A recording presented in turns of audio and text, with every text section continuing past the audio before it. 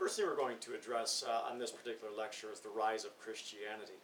And understanding the rise of Christianity, you have to understand that this is not based on theological ideas, but rather its historical significance as it pertains to Rome. And so please do understand that.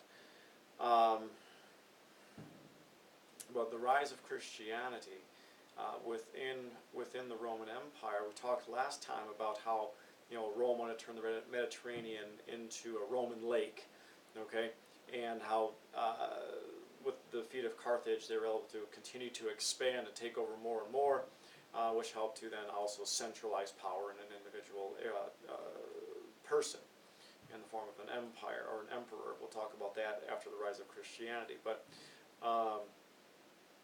the conquest of these areas had helped to create a series of provinces, a series of Roman provinces. Well, in the Roman provinces in the Near East, where you can argue is referred to as Palestine, there was a group of people known as the Jews.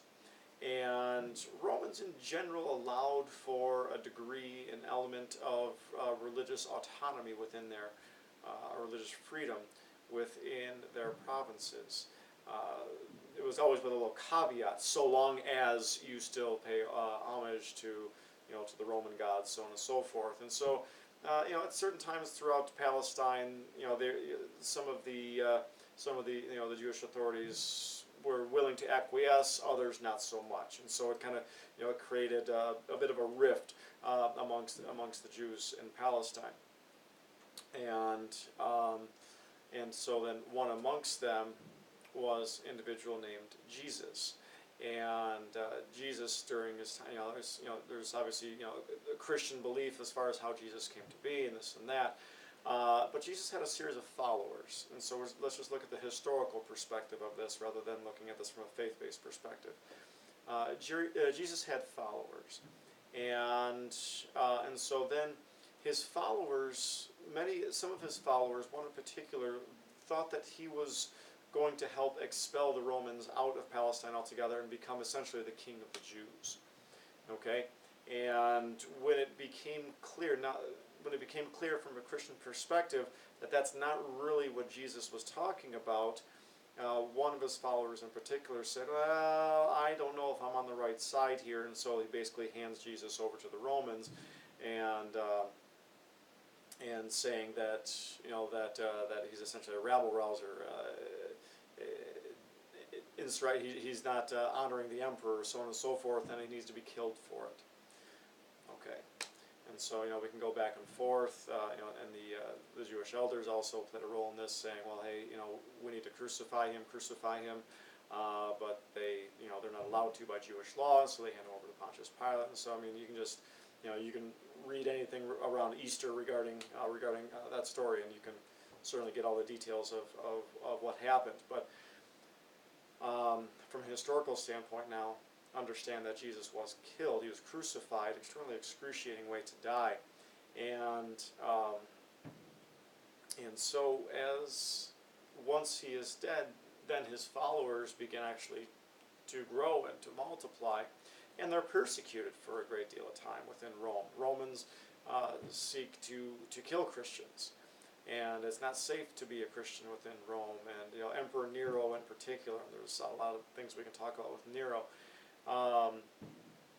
Emperor Nero in particular was brutal towards Christians. And so it becomes very ironic that the very society, the very empire, if you will, the very people who ultimately put Jesus on the cross and crucified him, killed him, over the course of a couple hundred years, eventually became the very center of Christianity. Okay, and it's a very interesting transition that takes place.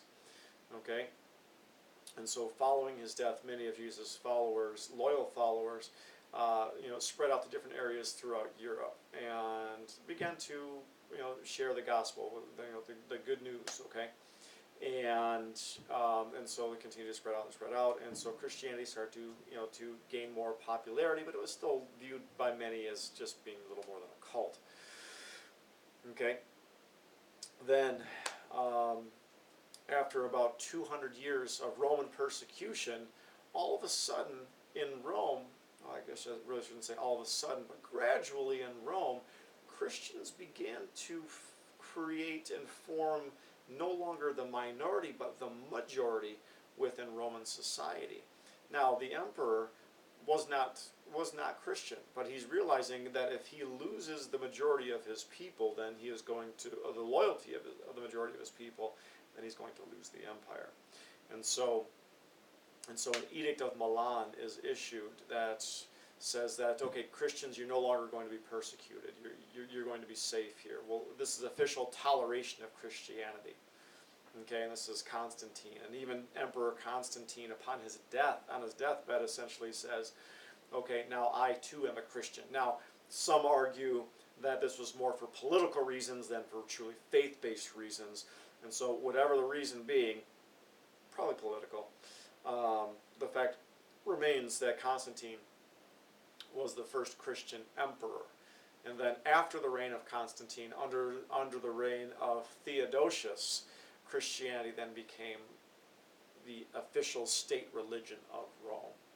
Okay, so it's, again, becomes very interesting how, 230, 240 years prior to Constantine and the Edict of Milan and Theodosius, a couple hundred years prior to that, you have the very people who had killed Jesus now are the same ones that are saying this is where the center of Christianity is now located. So a very interesting transition that takes place. Okay, and so next time when we look at empire, not The Empire Strikes Back, but when we look at empire, we'll trace all this and then understand what caused the empire to ultimately divide as a result of possibly Christianity, possibly inner turmoil, possibly growing beyond what they could withstand. Okay, one more video.